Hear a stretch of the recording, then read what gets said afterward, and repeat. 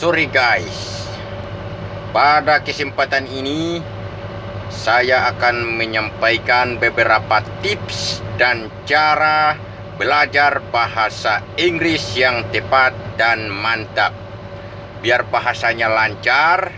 Oleh karena itu, cara belajarnya pun sebaiknya dimulai dari lagu. Namun, dalam menyanyikan lagu pembelajaran bahasa Inggris itu diharuskan untuk berada di tempat-tempat tertentu. Seperti saat ini, saya sedang berada di taman hiburan. Ya, anggap saja ini taman hiburan. Karena rumput yang tumbuh di bawah ini sama persis dengan bunga-bunga yang mahal harganya dan indah dipandang mata.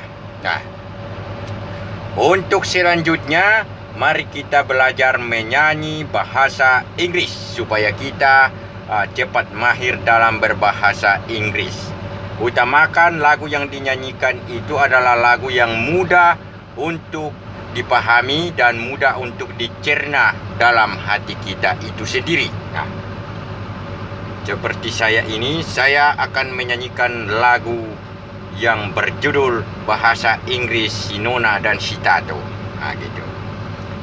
Citato, citato, citato, citota, citota, citota, citato, citato, tato, citota, citota, tota, sinona, sinona, sinona, sinano, sinano, sinano, nano, sinona, sinona, nona, sinano, sinano, nano, citato, citato, tato, citota, citota, tota.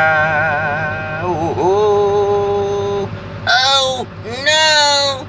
Nah, itu adalah salah satu lagu yang paling sip dan mantap, guys.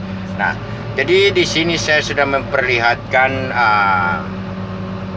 taman hiburan. Nah, terus taman hiburan, karena taman hiburan kita sudah lihat, maka kita akan melihat di sebelah kiri saya ini ada taman kuburan. Ya, ini guys, kalau kita jatuh ke sini guys, itu kita nanti akan menjadi mayat, dan ini akan menjadi taman kuburan. Jadi kalau taman hiburan itu ada, berarti taman kuburan juga ada. Jadi selalu berpasangan. Nah, sama seperti ayam, ada ayam jantan, ada ayam betina. Nah, gitu guys.